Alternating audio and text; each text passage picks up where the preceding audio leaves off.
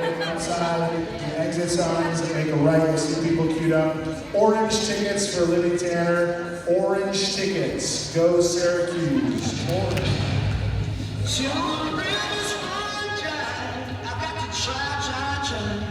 Can I tell you that people have tried to help Frankie? They have all failed. Yes, I'm lesbian.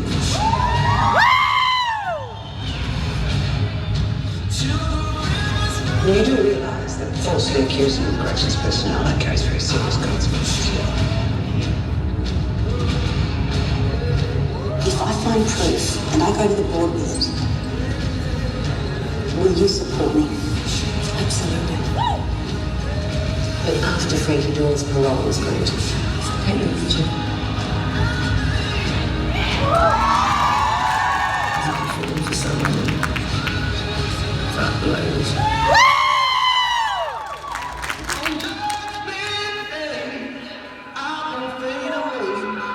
You truly are a cunt. See, you submitted yourself to this brutal ordeal. So some twisted agenda.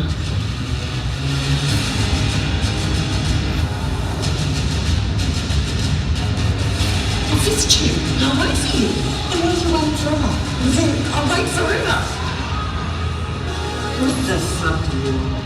I can see that this situation with Frankie Doyle is having a negative emotional impact. I'm busy, Jane. Find somewhere else to workshop your plot.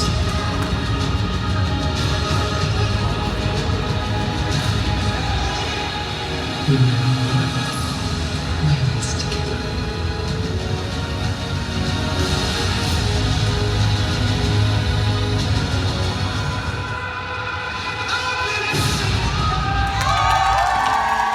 Give it up for Miss Libby Tanner, everybody!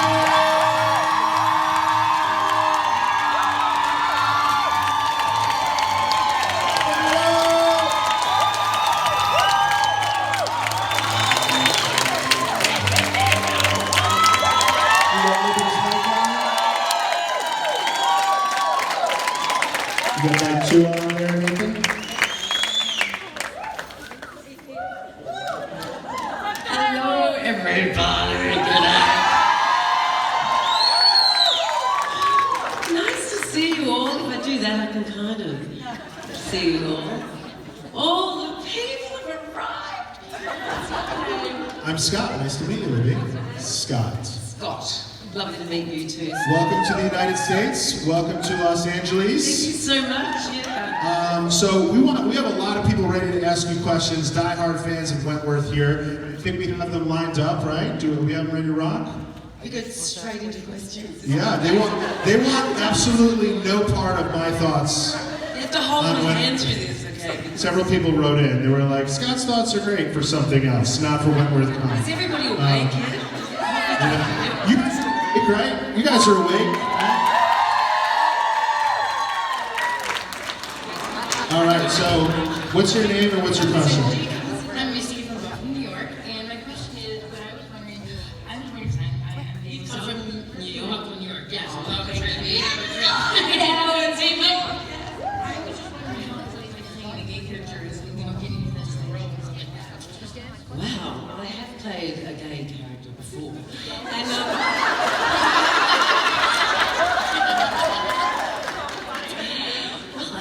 off screen, on screen, I don't know. It went way back to, I go back to Pacific Drive, and this was asked of me all the time. My goodness, what is that like? Kissing a woman on screen. And I remember being interviewed, and she was Zoe Marshall was her name on Pacific Drive in Queensland. And I remember saying to the journalists all the time, well, you just fall in love with somebody and it's special. I don't think it really matters if it's a boy or a girl. And that was my kind of go-to line back then. And so by the time it came around to Wentworth, nobody really asked me anymore, so I could tell that we'd really, progressed since then. And I guess, yeah, exactly. And the question, what is it like working? Well, it's the same feeling, you're learning your lines, and just as long as you know your lines and you can trust the actor that you're with, you can just fall into it, so. I have to say, I just think you're a great actress. Oh, thanks, love. Come back next season. I'm not sure, but I'm not dead yet, so...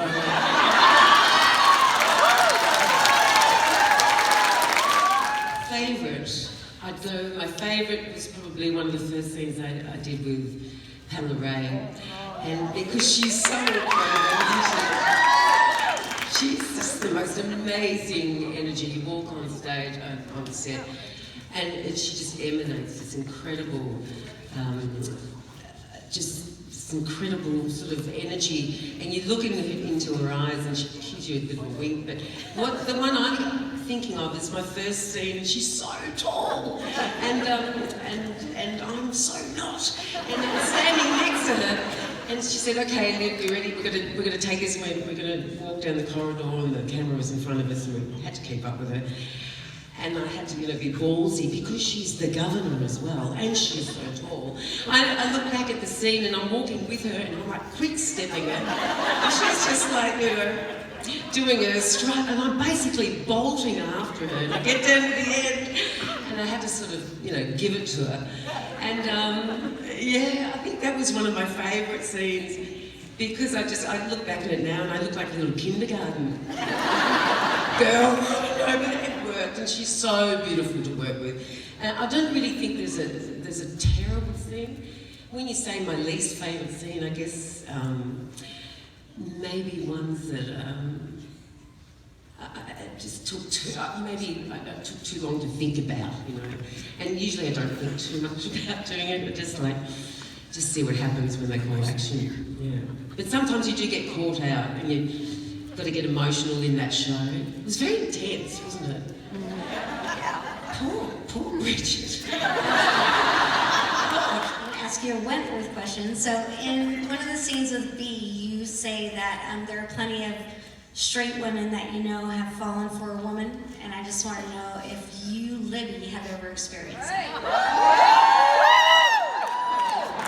And please answer the question.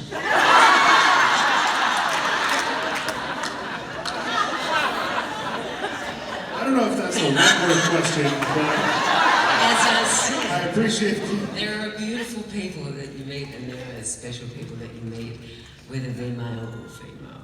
And I'll leave it at that. But so, Fuck the label! wouldn't be dead for quids. I have fallen in love, yes. I'll accept that. Please do. Next question. Hi, I'm Victoria from New Jersey. Get out. How long would it take you to get here, New Jersey to here? On a flight, 6 hours, uncomfortably, with people that leaned on me. I did it for you. Thank you. Victoria! Now, we all know that the writers write the words that come out of your mouth, but you make the words that come out of your mouth special. So I want to ask you to say, fuck the labels. Because it has impacted so many lives. So thank you for the way you say it. Can you say fuck the labels? Yeah, so, and I can't remember, what are the other lines before that? Lead me into it. So, because if you've fallen for someone, she says, look, whether that is a male or a female, and you're worried about it, just enjoy it. Because fuck the labels. Fuck the labels. My question is, I know you tried out for B, but if there was one other character besides B that you could have played, who would it be? Now that you've watched the show and seen how the characters have progressed, which one would you have wanted to be? The governor, of course. Okay, that's awesome.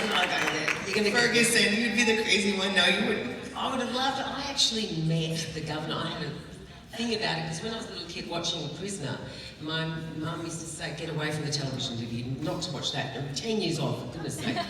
And she ran a boarding house at the time, so I'd sneak into one of the boarders' rooms, sit there, watch the whole thing. And I knew it all, and I loved it. And when Mum passed away, and I found myself in the set of Wentworth, I stood there with the iconic, you know, jail gates behind me, and I thought, what are you going to do about it now? On the bloody show. But I actually, you know, wanting to be an actress, you know, in my teens and so forth, I did a read-through for a play with Patsy King, and she was the governor in Prisoner, and I was like, wow.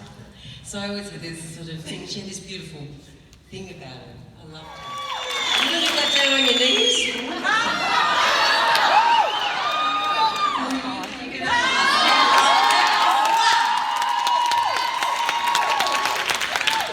Yes, yeah.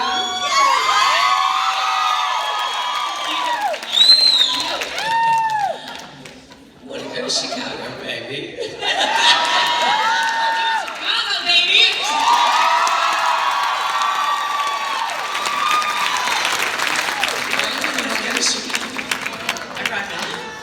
Give it up for that. Well, breaking news here. I'm Denise from Las Vegas, Nevada. And first I want to know how you even got into acting. Was it something you always knew you wanted to do? And was there someone that inspired you? And have you ever thought of coming to the States to act here? I've got to learn the accent first. Yeah, I do so well. It's taken me years. You go good. I do need coaching to get the accent. I would love to come and work over here. It would be fantastic. And to get into acting, it dates back to high school, and I did a play, Pygmalion. And I remember being so incredibly nervous because I was with the year 11 and 12 girls, and they wanted the Eliza Doolittle part, you know, the lead role in it. And they said, stand up, and they had a go, and I said, oh, no. And they were all eyeing me off, like, you stand up. When I talked to you, I got really scared and nervous, and my teacher said, please, let me stand up. And I remember standing up, and I was shaking so much, and the tears were coming out of my eyes. I thought, oh my God, I just want to sit back. Anyway, we found out, she gave me the part, and I found myself on stage. She saw something in me that I didn't know, and I actually discovered there was a strength to be found on stage, and I just melted into it, and I felt really comfortable in that strength, of finding my own strength within a character. So that's why I love it. Bring that. I'm a peer worker, and I'm here to show you the ropes and make sure you don't get into any trouble.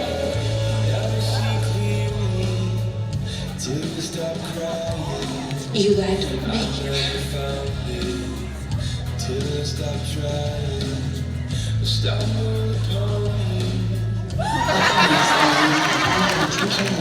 And I'm going to be the best mum that I can be.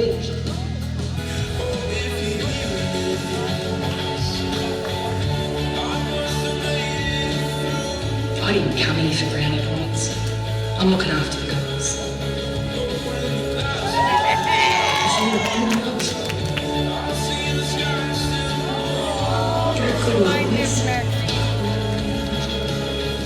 Police want our help with a case.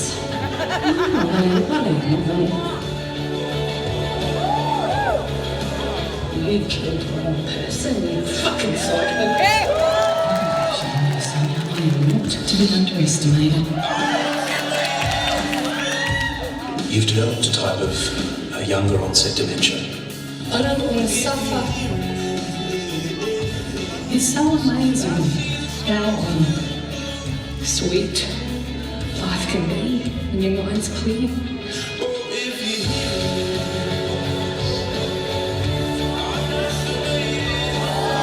I am going to share your senses. To do what? It is always hard. Mate, that's a good thing. Because I say, you know, you're still connected to me. Hey!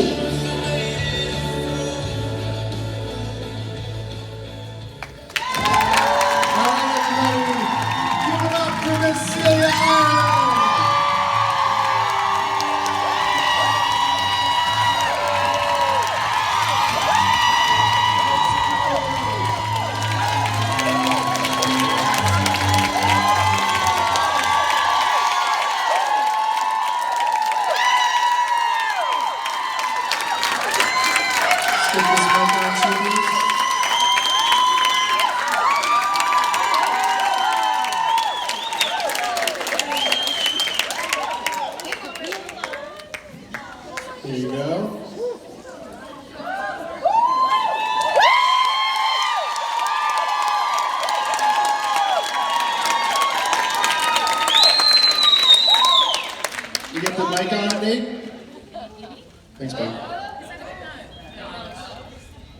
Nathan, can you get mic 2 on? Oh, that should be on. Give her yours! All right, we're gonna give you this one. Hello? Can you hear me now? Can I just, before we start, can I just say an enormous thank you to all you guys for making the effort to come, and thank you to Kiana and the team for putting this event on. It is, like, you can't underestimate how powerful it is for us to be here with you. And it's kind of really emotional because we're in your living rooms for 7 seasons, taking you with us on these journeys that the characters are on, and it's really powerful and it's really, you know, affecting. And so it's so lovely to be with a bunch of people who love what we do as much as we love it. So, yeah, thank you so much. It's fabulous. Thank you. And thank you also for coming. Let's give it up for Celia. That was a fun way to transition from the saddest video ever, I think. But we're going to talk about the show and your awesome character with some of your biggest fans and supporters. We've got them lined up here to ask some questions. We'll bring them up right here, so you have to, let's get it right here. What's your name and where are you from? My name's Yolanda, and I'm from Baldwin Park. How are you, darling? Thank you. I'm fine, thank you. My question is, how intense was it to film the part where, which was one of my favorites, when you put Boomer's mom in her place?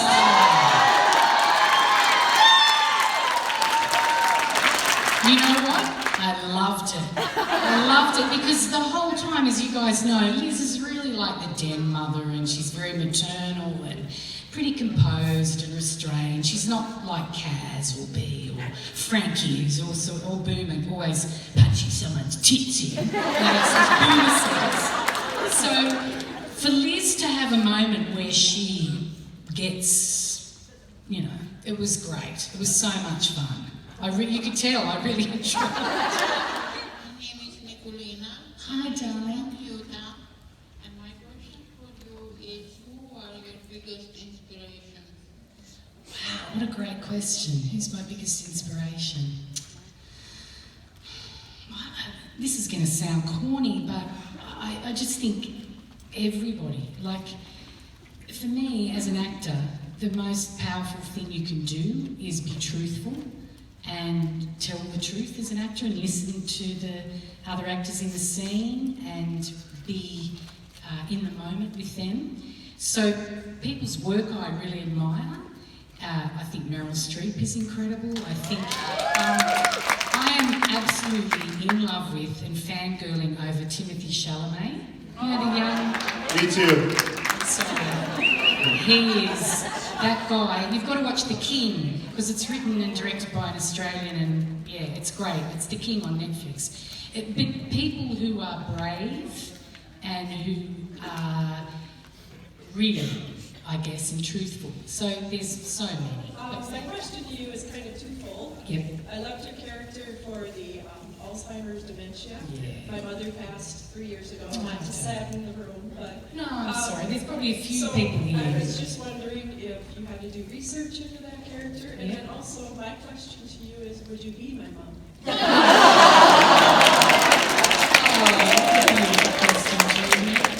I can be your mum. I have 2 beautiful girls, so I get the heart thing. Look, the dementia storyline was really interesting because when the producer originally pitched it to me, I was a little bit like, oh gosh, that's kind of only going to end in one way, really. And also because it was younger onset, which is more rapid, the progression is really quick. Some of you, I'm sure, have experience of it, direct and indirect. And so yeah, I did a little bit of research, read up on it, and I met a fabulous guy called Russell who was probably early 50s, was diagnosed with the same condition 6 years earlier, and he was really great at telling me about how it affected his daily life and how the confidence level can drop and so many things just start to fall away. And So I tried to make it individual for Liz, and then, you know, in terms of what the script gave me to do. And they were clever with Liz because they never specified what type of dementia it was. They were vague, because as you know, there's Lewy bodies disease, there's a number of different types of dementia. And so they just kept it a bit vague and generalised. So yeah, I did a little bit of research, and then the writers did research, so, you know, we you kind of collaborate and do that together. I just want to say thank you for your brilliant, beautiful work. Now I'm getting a bit teary. I wanted to ask you, how did you prepare for, unless you were actually shit-faced on set? The drug scene? Yes. How did you prepare for that?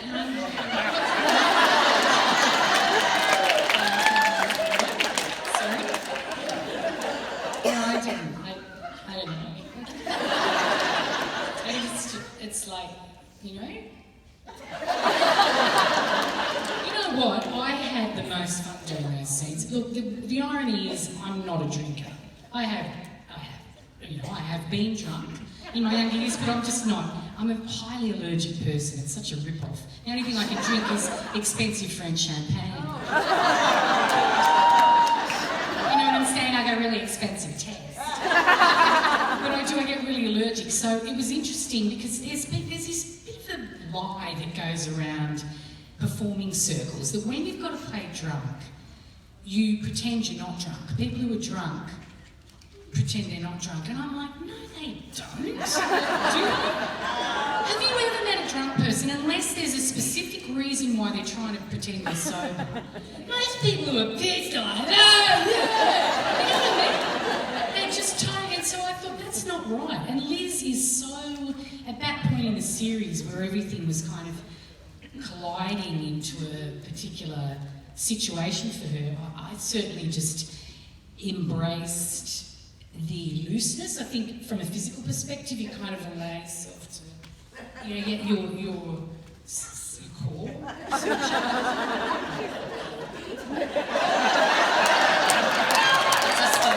And your balance shifts a little bit. And it's something to do with a visual thing, my eyes. I just don't open them fully. And you're a bit slow to, if someone speaks to you, just a bit slower. Just a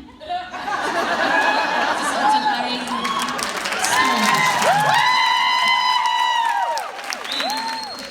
I have a couple questions. One is, do you wish that your character had been able to reconnect with Sophie over at Barnhurst before you went? Very good question. Yes, I did, and I asked the writers, and they never did anything about it. I think because they wrote her in to season 3, they wanted to focus on the son this time. Yeah, my first question was, hang on, where's Sophie? What happened to Sophie? Where's Barnhurst? There was often things like that. There'd often be things that would happen, and you go, where did they go? Like, weren't they in what do you call it, solitary or whatever? Oh, I can't remember.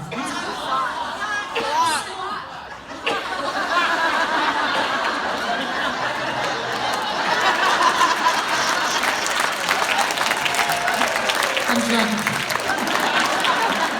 I've been holding it together the whole time, but I'm actually really, really drunk.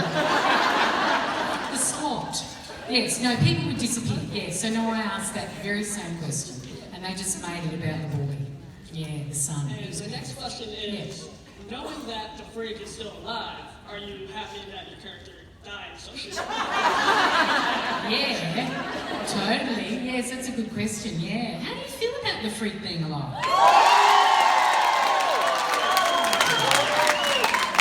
There's a bit of a rumbling over this part of this. Am I not good? Really? I mean, I guess it would be. See, this is it. Is B really dead?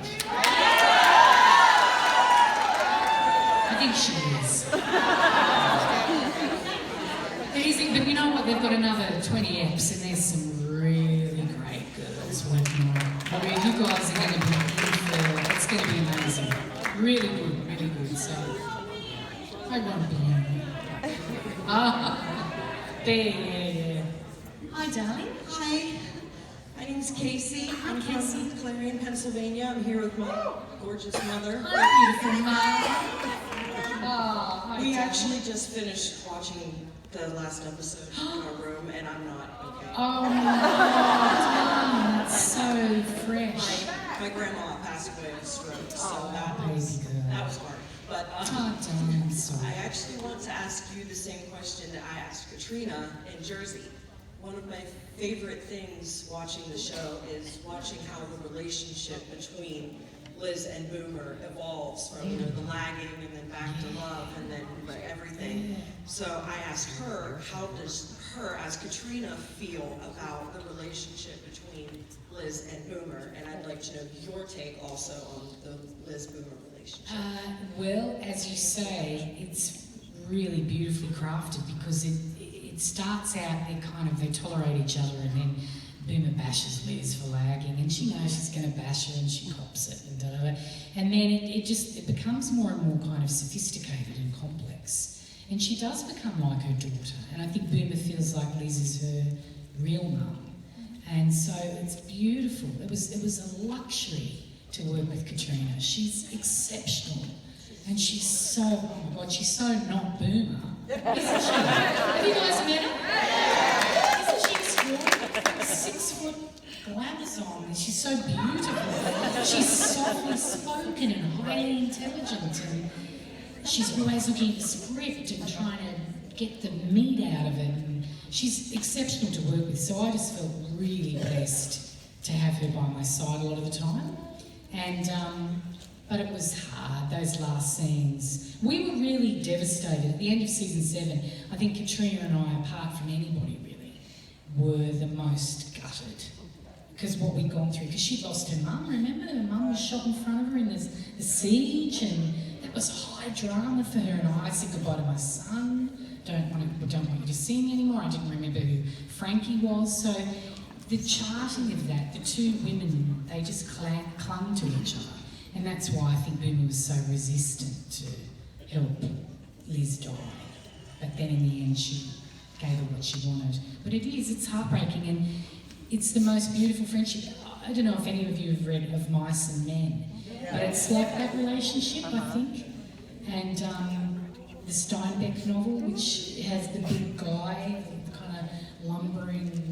Lenny, thank you.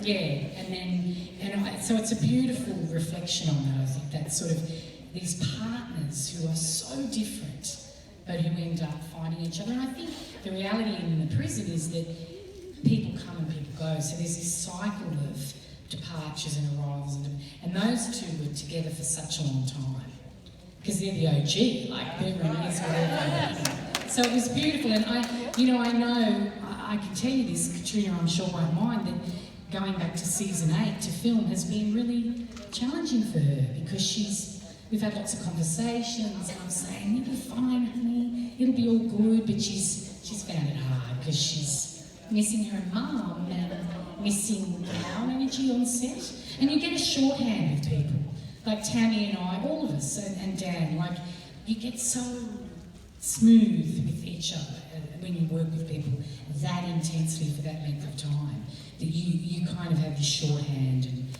it's such a privilege, really. But great question, I hope I've answered it. The wonderful thing about the show, which I think is significant to remember, is that it's about the prison. It's about the prison, so it's a revolving door of characters. So if you can, don't get too disheartened by what you've lost, because you've gained something else, yeah? I mean, that's true of life. So don't hang on. You let it go, surrender, and then, woo, there'll be something else that picks you up along the way. Thank you. Thank you. Thank you.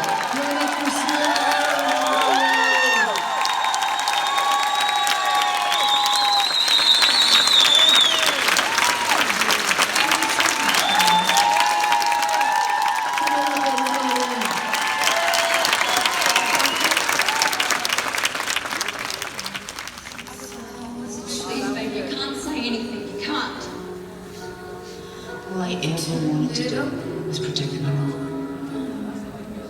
Your father. I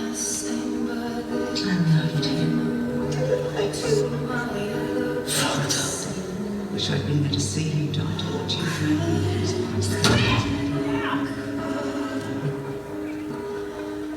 We have a red right hand, and we're taking a stand on violence against women in the name of our heroes. Be Smith. Only be afraid of people. Even those you're dead cops. I know that wasn't the sentence we were looking for. Nathan. Let's make sure this is on. Would you like to hear the call that put you away?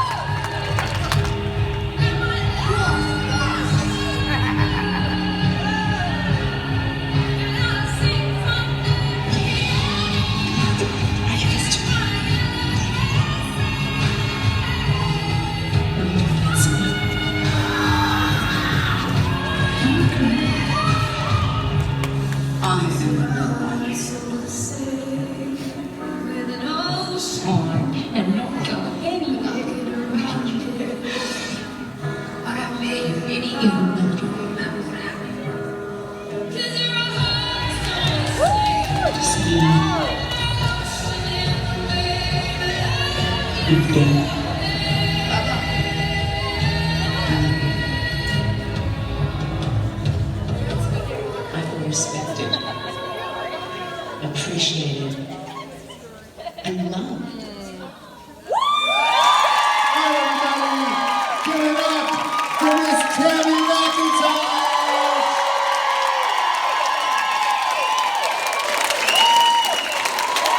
Love her here, folks!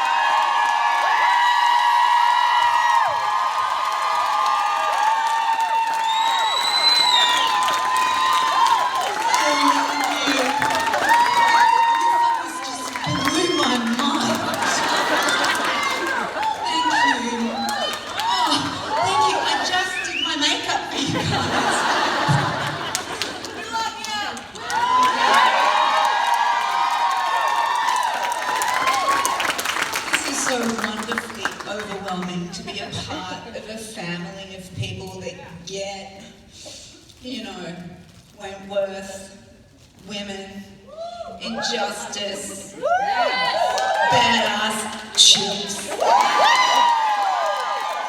I'm so honored to be here and have me here today. So, fix my makeup. She brought her tissues, that's what that girl just brought her. Welcome, thank you so much for joining us. That was, I think, an appropriate response and welcoming for you. We have a nice long queue of people who cannot wait to ask you questions. We'll get that tissue packet open for you. Hopefully this isn't a sad question. You ready to rock? Cool. What's your name and where are you from with the first question here? Hi, I'm Denise from Las Vegas, Nevada. Hi, Denise. Sorry, I'm gonna get my shit together now. I need a tissue myself. This is totally off the subject, but I want to know about the dogs in your video. I have two dogs. They're both rescues. I have a 16-year-old Diesel who was the guy at the very end, wouldn't leave my side because he can barely walk. The others, there is a park I take my dogs to every afternoon while I'm not working because, you know, I'm a domestic goddess when I'm not at that ass prison bitch.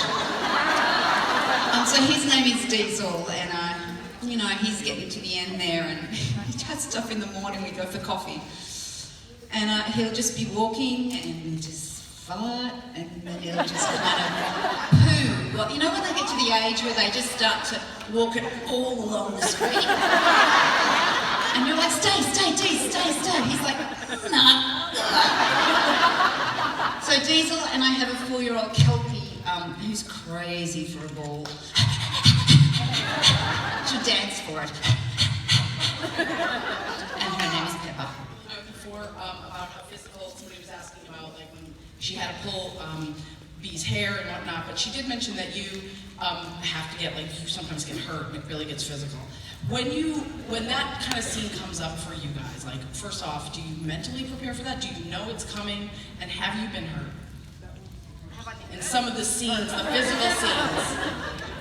Oh my God, yes, I've been hurt, but let me go to that after the first part. Am I reverberating?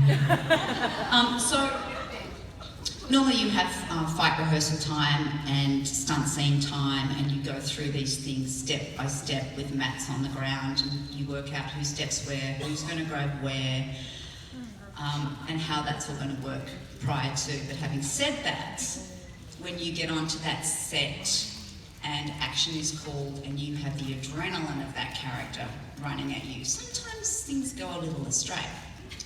One example, I don't know if Kate Jenko told this story in New Jersey, if anyone heard it before. If you did, just say, boring, heard it. So she finds out that Kaz has gone to B and said, Ali was just bait, she never really loved you. So what does Ali do? On the warpath to the unit to slap Kaz. Right. So we're rehearsing this, and you know, Jenko's a bit of a zebra, she has long legs. So I come out of my unit. Okay, so how am I going to do this? So this is my room, and the entrance to the unit there, and the couch is there. So I come out, and she's got to walk in, hit him up. And so we've measured the length of her arm. So on this line here, we've measured her arm. So we're like, all right, Jenko, you have to stop there and just do that thing so that I can just turn my face and see it coming. So everything's measured. Beautiful. Okay. The director's like, girls, are you ready? I'm like, you good, Jenko? And I go, yeah, hang on. Jenko, if anything goes wrong whatsoever, or, you know, just keep going, because it'll be good, whatever it is. Let's not try and do it again if you're gonna... Yeah. So she comes marching in like really full on, and before she gets to me, the director says, oh, cut! Jenko, you want to slow that down, because you've got to stop on that mark. She's like, oh, yeah, okay. Set, first positions, she's out the door, and action. Turn around. She oversteps the mark by literally half a foot. And I take that in my ear. Little Jenko's full force of, and I'm like, whoa. Fall to the floor, lift my head. My nose is bleeding. And when she hits me, and I said, keep going. Please, just keep going. When she hits me, she goes, oh my God, I'm so sorry. Oh my God. And I went, what did I fucking say? And so then I had to sit on the couch for half an hour and get this nosebleed stopped. All your seasons were so intense and so emotional. How did you not lose yourself? Oh, I did. I did in How season. did you get out of it? Besides walking the Camino. Season 4 was tough because I got thrown in the deep end. I mean, my first scene on Wentworth was that nude scene with 60 extras. And, you know, at the read-through it was like, oh, it's a nude scene? And I had all these tears with my agent, tears with my family, and I don't particularly want my 13-year-old son's friends to have that in the ether. I don't think that's fair. I don't think anyone should have to see that, personally. And it was hard, and also all these beautiful actors that were in the scene with me. I got to that set and literally had to go and speak with each one, hug them and say, look, you don't do anything you want to do, you don't take off anything you don't want to take off, no matter what the director says, no matter what they want. If you're not comfortable, you don't do it.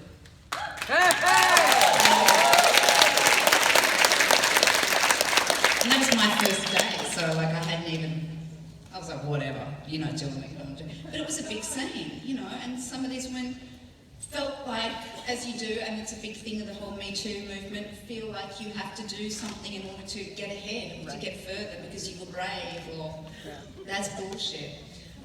So that first season was really taxing because Kaz, you know, was so intense and violent and bitter and full of rage. And, you know, dancing around the stage going... So you imagine, you know, you wake up in the morning, you get your cup of coffee, and then you go to work and you have to think about those scenes, think about the hate for B, think about, you know, your vigilante ideas about protecting women, and I can feel my jaw start to clench just doing it now, and then it just kind of sits in a bit more, and then you get that fucking look about you, and then you start to feel your bones not fucking moving. But then you have to maintain that for most of the fucking day.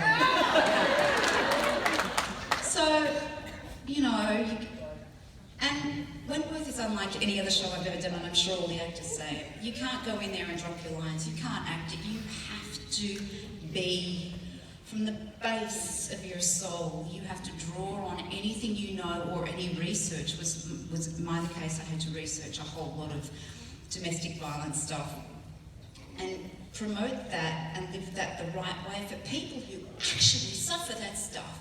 So you can't go in there and act it and pretend it. You have to live that. So when you have to live that intensely with a group of, you know, other women who are amazing actors and women who raise the bar like this, you know, there is no letting up. And so I would get home at the end of the day, and amidst that, you're hurting each other, you're watching your back, you're on high alert all the time. It's kind of like walking down a dark alley in, you know, South LA, 24/7, and watching your back and feeling like you're about to be shot or stabbed or raped at any minute. It's that type of energy that you carry, which is exhausting. So I wasn't prepared for it, and it suddenly built up, and I'd go home to the apartment that they'd hired me, and I'd cook my lamb. Wherever I go, I've got to cook lamb chops and broccoli and have a glass of Pinot Noir to feel like I'm home. So I was cooking that, I put it at the table, I sat there, and I did that for about 6 weeks. And I'd FaceTime my son and my husband while I was on a run, or they'd ring me, and I'd answer it, and I'd be jogging, and I'd just be bawling.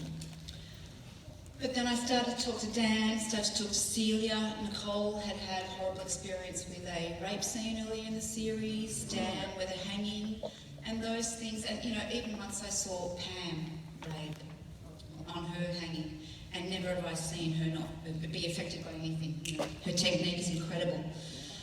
But that day that she was being lynched, everyone had gone to lunch and we'd just done her lynching. And in fact, a lot of people weren't there for her close-up, but I stayed there knowing that it was my turnaround when I got back, and I had to know what I'd seen to play it back after lunch. And so they called cut, everyone went to lunch, and I watched her get down, and she walked into the little thing where we come out to the yard, and she just sat, and I just kind of snuck in and put my head around there, and she was a mess. Yeah. Absolute, I can't tell you. Big, beautiful Joan the Freak, Pam Ray was like, when I was watching her do that, because it's interesting watching actors go to places, because it's a very courageous, brave, vulnerable, scary place to go for scenes like that. And I watched her doing the acting, and at some point I saw in her eyes she flipped over, and she was actually suffering for a few seconds there. And I went, oh!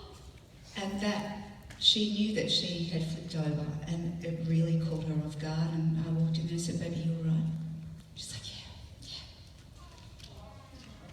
It's crazy, but that's how hard it is. So, but look at you guys, look what we get. We get this love. We get Bree, Tammy. That's my mom. Hi, Bree's mom. When did you find out that Kaz's storyline is coming to an end, and how do you feel about the ending she got?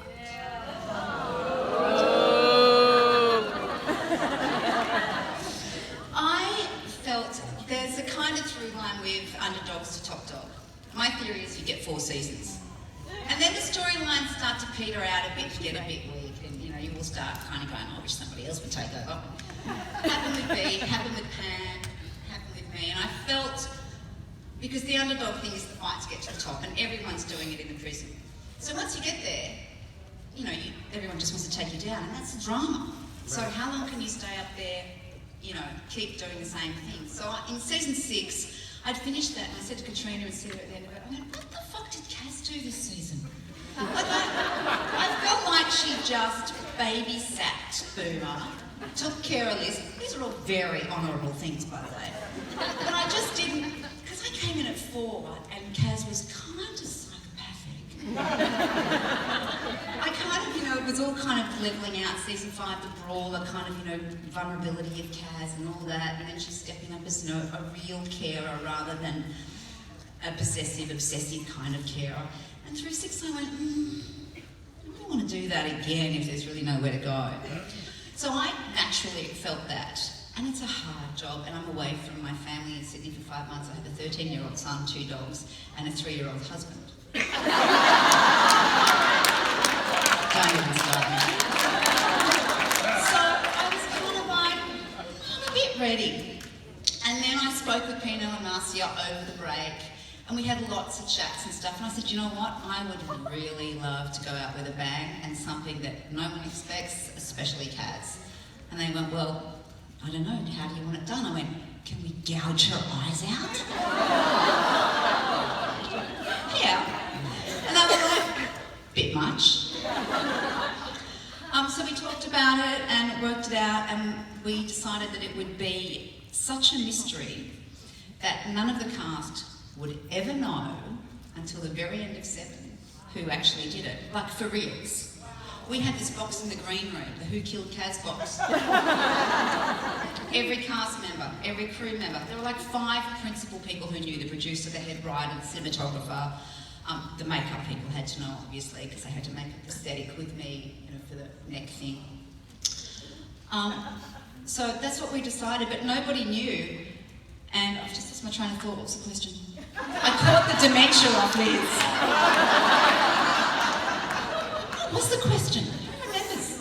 I think, how did you feel about how she went out? Oh, right. So I actually really loved it. I got you. When we went into 7, every season you go in there and you have a big round table and you talk about the arc for the thing, and none of the actors knew. And I had to tell Celia about 2 weeks before we went back because she felt it. She went, what's going on? But at the round table, they're like, episode 1, this is this, this is this, this is this, episode 4, and Kaz dies a lonely death on the floor. The whole cast just went, what? What? And they all looked at me and I went, yep. Yep. And they went, no. And they all cried. Man up, you bitches! But nobody knew. Not even I knew, because we shot it with a stuntie the day before. I remember talking to that writer, having a drink one night at a pub, about 2 weeks before I shot it, going, here's my theory. And he didn't give anything away, that my theory was correct. But no one knew. Hey, Jessie. I just want to say, when you first came on, I hated your character. Like, I really did. I was like, she was so, because you were so mean to B and everything. And I was like, and then I fell in love with you, okay? Like, by like the end of the season, I fell in love with you. And I love your character now. And I was so sad when they killed you off. Like, I don't know why they did that. Like, I was so mad. I was mad. I was yelling at the TV. I was like, why would they do that? Why would they do that? Why would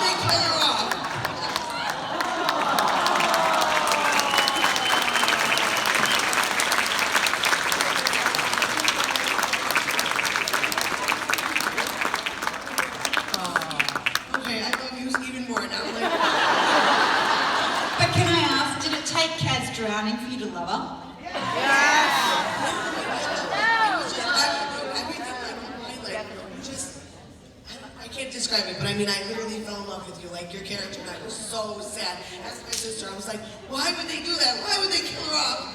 You know, I was so mad. So that had to be, I mean, hard for you. I mean, I know you wanted to.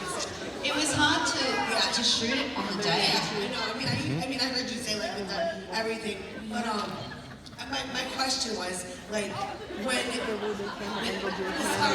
Oh, there's a question. I'm sorry.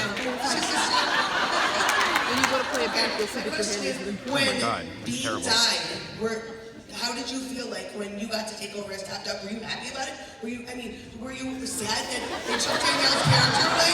Were you sad that they killed Danielle's character? I mean, or were you like, yeah, now I get to be top dog. Go away. All right. How did you feel?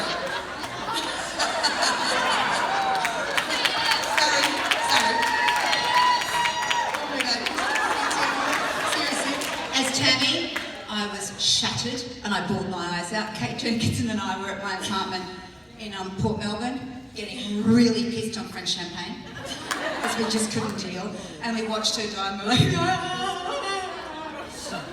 as Kaz wasn't really, didn't want to be top dog because she likes the equality, so it was kind of, dragged into that situation.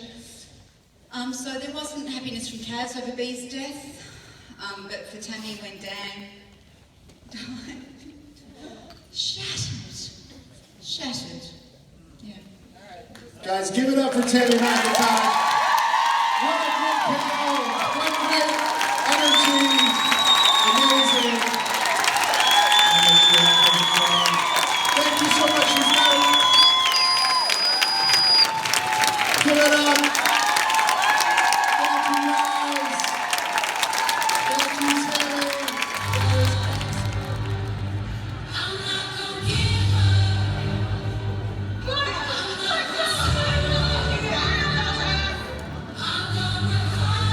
What's your name, Red? B. From the very first day that I've been in here, they bashed me and manipulated me, they pushed me around and they killed my daughter. So they're going to keep pushing me. I think it's time to push right back. I'm going to shoot the fucking.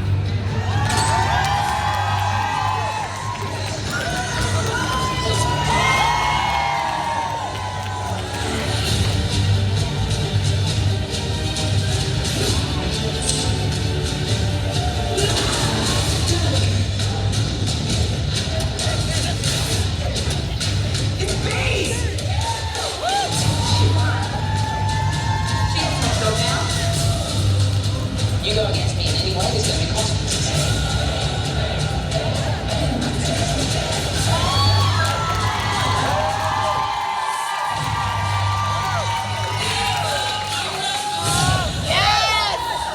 Now all I need is someone love and someone to look forward to.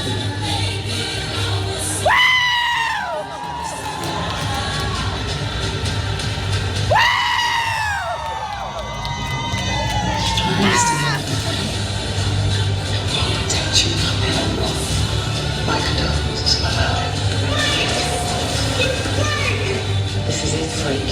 This is where we're life and taking a fucked up. Let me finish this.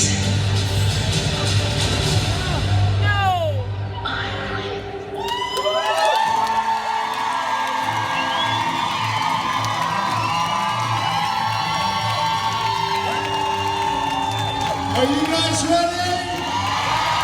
Are you guys ready? She's not coming from over here, guys. She's not coming from over here. You guys want to know check out the back of the room.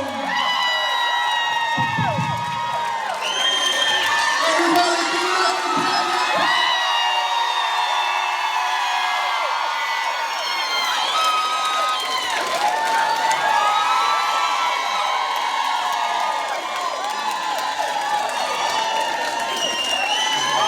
Let's make some room here. How are you, Danielle?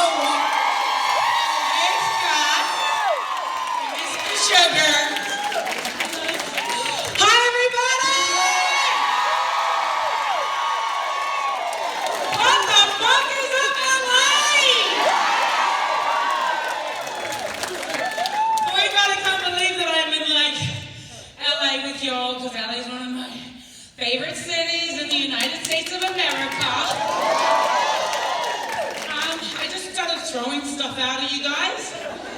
Get a little mints. But I signed them. So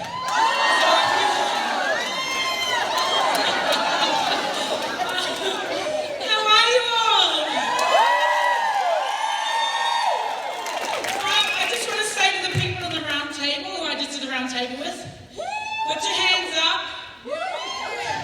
No printing those photographs because I had my fly down. I was like, I'm fine, I'm fresh, I'm here. Photo, photo, photo. Walked out, looked down. Oh, fuck. Oh. If you see that fly flying down, we need a safe word in here. Pineapple? Pineapple! Sure.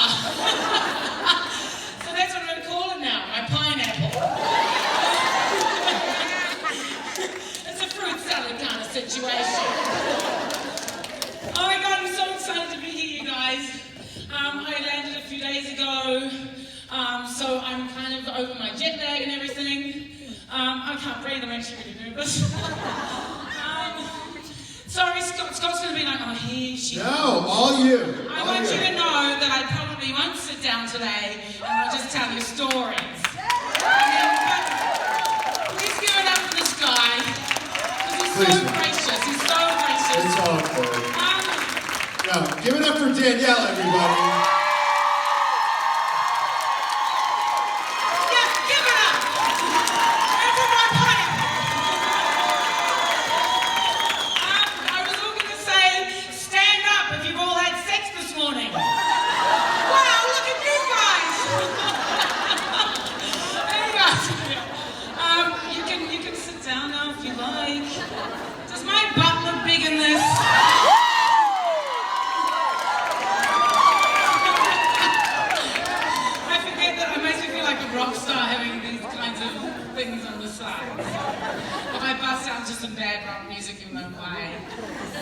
Anyway, do we go on to the questions immediately? Or pineapple, whatever you guys want. Let's get to one question, see where it leads us. Okay, I'm just going to move this out the way. I don't like sitting down. What's your name and where are you from? Angel London, I'm from L.A. Hi, Angel! Hi. My question is, like, with your such fun personality that I see you have right now, how did you get those intense emotions every time you have to be with the freak? Drugs. Lots of drugs. No, how do I have this? Well, I'm an actress. That's what they pay me for. So, that's what they pay me the small bucks for. Look, you know, it's my great joy in my life has been acting, always. Ever since I was a young'un. You can ask my parents, I was always acting out, acting up, acting off, acting in. And it's just something that has inherently been part of me and who I am. So it made sense that I would make money from it and carry it out into the world through different characters and telling different stories. And, you know, for me, having you guys in a room, having responded to a project that I've been part of, and also a character that was part of the show, you know, the character I play, B, for those of you who don't know what character I play. Well, there might be people who have only seen it from season 5. So anyway, I guess, you know, that's why I've done what I've done and what I do, and, you know, to have people respond to me acting and emoting and, you know, telling stories is such a, it keeps me going, you know, it keeps me, you know, being here. So thank you. So I've spoken at great length about this, you know, the moment that I was told that I wasn't going to be part of the show anymore. Sorry, I said the moment that B wasn't going to be alive anymore, and also my last day of shooting. The last day that I shot, the very last scene, was the scene of B on the phone to Ali when she was, you know, like the last scene of Ali's life. So that was an amazing an amazingly potent, emotionally potent, and very, it was a very upsetting last 10 minutes on set, but also really amazing. Because, you know, once again, you know, my job as an actor is to sit in a moment and help tell that story. And it was so moving anyway, and then knowing that all the crew and the cast were around. Do I sound like I'm about to cry? I'm not. See, that was me acting well,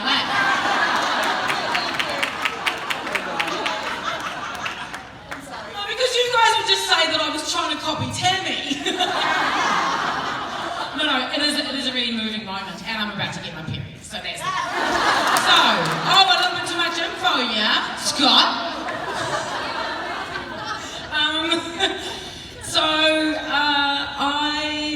It was really moving for me. You know, that moment wasn't that hard.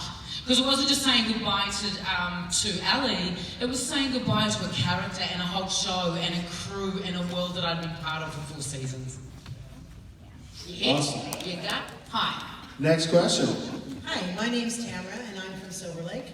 Hey. And I want to thank you for the 4 years that you put into the show. It was some of the best acting I'd ever seen, honestly. And I want to ask you, of the 4 Bs, I like to call them Innocent B of Season 1, Vengeful B of Season 2, and Top Dog B Season 3, and then Bitter B in Season 4. I want to say totally hot, sexy B.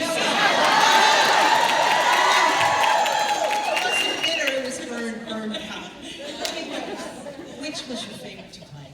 If you had one. Oh, goodness. Look, there are no favourites. I think as a performer, as a creative, you can't have a favourite anything. You know, you can't be, that means you're being too objective about something. And, you know, when you're objective about a performance, it means you're not really sitting in it. So for me, I loved all of those moments. There were a few moments that I felt a bit awkward about playing, maybe because I felt like, you know, as with something, Wentworth, the seasons, you cannot, it is impossible to have a show of that magnitude and that many episodes and have every moment perfect. You know, there were some moments that were probably better than others, or anchored better than others. But, you know, most of those moments were treated with as much respect and work as every other. You know, I loved Season 2 for the, you know, I got to be a lot more physical in Season 2. The producers asked me to go out and, you know, do a lot of physical work. You know, they were like, can you please, they showed me a picture of Sarah Connor from Terminator. And I was like,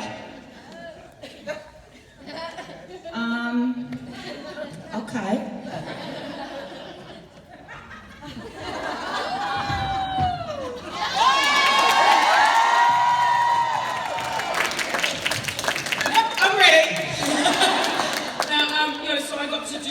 Which was great because Bea was going through that kind of physical transformation. You know, she wanted to be strong. She wanted to avenge her daughter's death. And oh my God, pineapple! I can feel pineapple.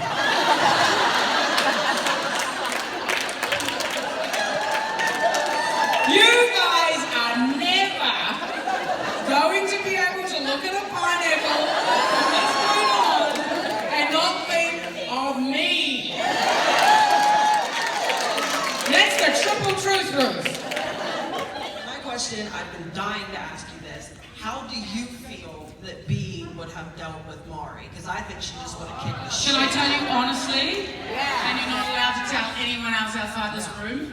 I don't even know. I know that Mari is played by Susie Porter. I have no idea because I don't watch the show. All right, yeah, come on then.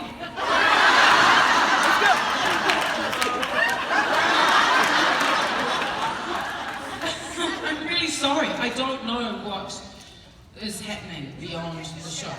Okay, what do you want me to say? You want me to kick the shit out of her? What if I didn't? What if I was like...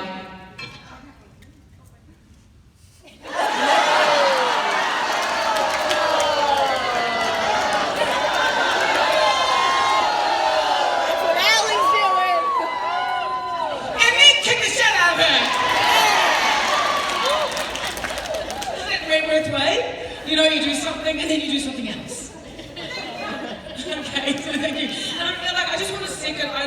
talk a little bit about watching shows or not. You know, like I love being part of Wentworth. Just because I love it that you guys still watch the show and are really dedicated to it. There are other TV shows that I love watching, that I'm not part of, that I would gladly go to a convention and that, but Wentworth for me isn't one of those because I was part of the show. So, you know, there are other worlds that I am engaged in and with that I'm not part of. So I hope that I haven't offended anyone by not watching a TV show that you all really enjoy. But much respect and love to all of my fellow colleagues that work on the show still and in the past. You know, like, there's so many people that have contributed to the making of that show and the creation of it. And you know what, they're in their last. You know, I still am very dear friends with a lot of people that still work on the show now. And have done so, and you know, support their work, and you know, I do love hearing about some of the storylines. They're all dead. But I'm curious to know, if you could write yourself back into the show, how would you do it, and what changes might your character have undergone? Okay, so I think first and foremost, just because I'm an actor and I like to do things that I've never done before, I think that she is like, you know, she would have to be something like, you know, remember that show, The $6 Million Man? And then they had The $6 Million Woman, like Jamie Summers. I like, so hot, so pineapple worthy, that one. My mum's like, why do your hands always smell like pineapple to me? I just watched The $6 Million Woman. We love you! So,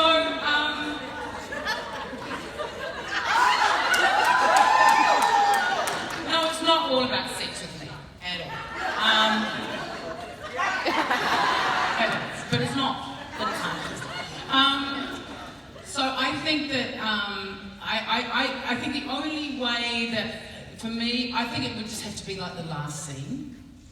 You know, like she only comes back. It's just like, because I think the only reason why people want B to come back, really, apart from loving the character though, but is to take Ferguson down, right? Yeah. So it's like, so it would have to be, I think, you know, maybe the second or third to last scene of the series where she comes back and she does that. She might be limping. She might have, you know, a series of different kinds of medical things that she's got a wheel and stuff because she's fucked up. Like, right? So she's got wheelies and I don't know, like, but she comes back. She takes that bitch down. But I don't know. I know the story goes on. As much as I would love to come back and satisfy you all with, you know, bringing B back, and yes, understanding that perhaps, you know, the satisfaction of seeing B take the freak down would be, I think, like a beautiful climax for the season ending. You know, really good. I feel satisfied by that. I really do. Look, I also, you know, like, you've got to, it's, you know, I don't know. Would it really detract from the world that's already been established? And, you know, like, I don't know. How would I like her to, I don't know. She just comes in with a massive blowtorch and just blows everyone away. But I understand that, I understand. And in fact, I was in a meeting with Nicole De Silva, who you all know, who's my business partner as well, and we were doing some work, and we got a phone call from the art department man, Paris, who worked with us over all of those seasons that I was on the show, and is still at Wentworth, and he said, you're not going to believe this, but there's a bunch of people outside the gates on the first day of filming chanting, bring back B, bring back B. And then they were trying to jump the fence, and I was like, oh God, me? Oh, no. Of course, like, I only paid them like $100 each. Anyway, so yeah, I would love to see, I would love that to happen too. I think it would be really satisfying. Whether it's going to happen or not, I don't know. My name is Kaya. Hi, Kai, how old are you? How old are you? I'm 10. You're 10. Okay, so you're a year older than my son, my youngest son, and every time I swear now in the house, it doesn't matter where I am, he could be at the other end of the house, he'll be like, swear jar. Swear jar. I had some friends over the other day and they're like, oh, fuck, and then if I get in there, I'll get it, swear jar. What the hell is that? What is going on here? College funds, right? Yeah, when it comes and asking for money, I'll go, you don't ask me, you go make the swear jar. Okay, hi Kyle, what's your question? Hi, my question is, what was your hardest scene to film? Okay, what was my hardest scene to film? I think one of the hardest scenes I had to film, because there's different ones. So can you come up here please so everyone can see your teal tracksuit? Come here. Everybody, this is Kaya, and you're a little bit young to be in prison. What did you do to get in prison? Steal a lot of cats. Stole a lot of cats? Okay, so, how come you're allowed to watch the show, by the way? Where's Mom? You're French. Okay, it makes sense. You've probably been watching since you were 5. So I'll answer that question because there's been physically demanding scenes, like the big fight that Frankie and Bea had in the laundry. Woo! Like, that was a massive fight, and they cut that right down. It was a much longer fight, and we rehearsed it, and we rehearsed it, and we shot it, and we shot it, and we shot it, and it was massive. And of course, having to do the big ending with all of the slitting of the wrists and everything was really intense. The fighting stuff. But the emotional stuff, and then there's been stuff that, scenes that have been difficult because of the technical side of stuff. You know, where it might be really simple. Some of those big cafeteria scenes are really hard to shoot because they're shooting so many people in the one space. So you've got to make sure that you're looking in the right direction and saying the right line at the time that, you know, I mean, you get it. Yeah.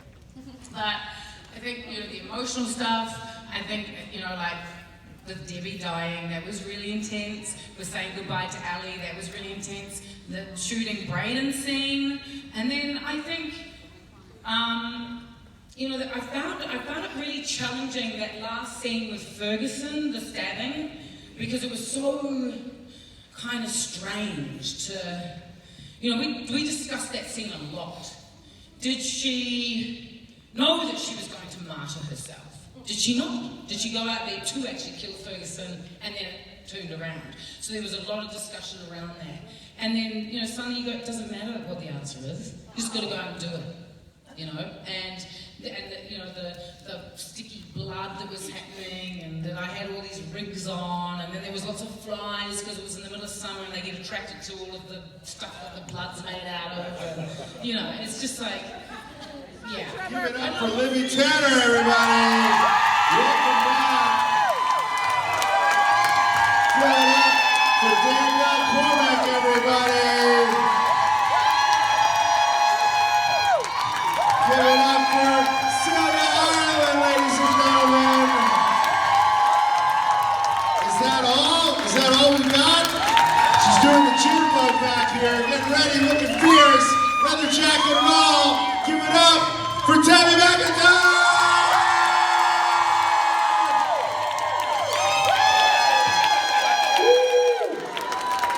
I told you they were still here.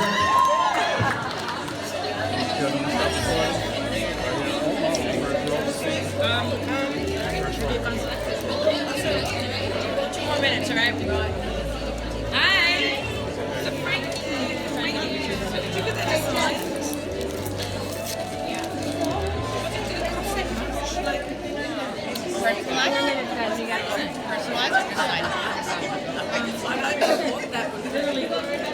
It's a great photo.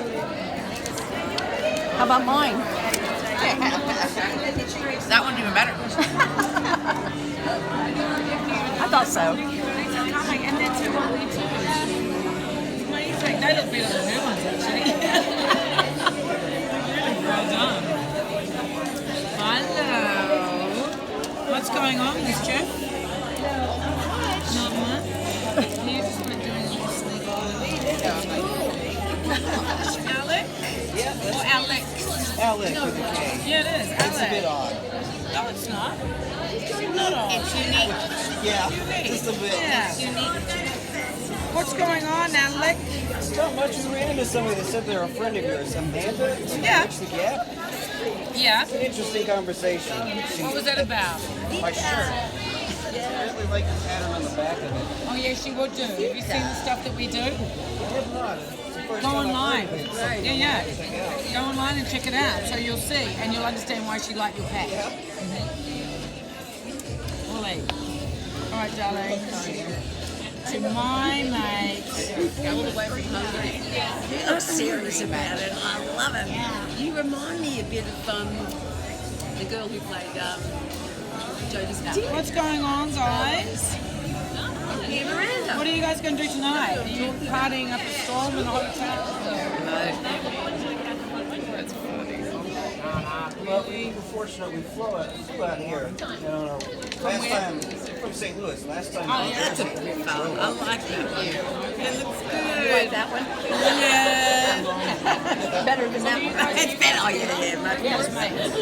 Oh, your brother and sister? Oh, yeah. Oh, my God. How cool. We had fun doing all those shots today.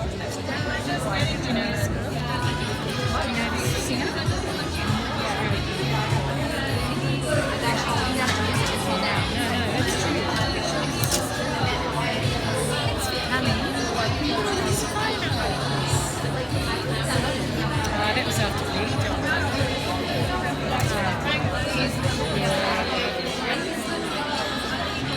Yeah, remember that? That was after being done. Being done.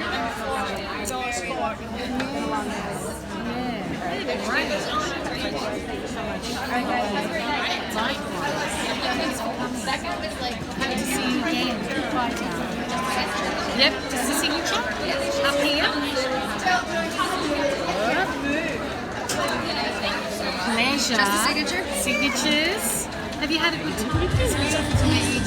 Thank you, everyone. Thanks for coming. Bye. Just a signature. That's beautiful. What a great shot! They do amazing photos, don't they? Yes, I'm very impressed. Yes. That's bloody great. Thank you. I want some of those. They'll be on the website. So good. I grabbed your hand. Yes, you did.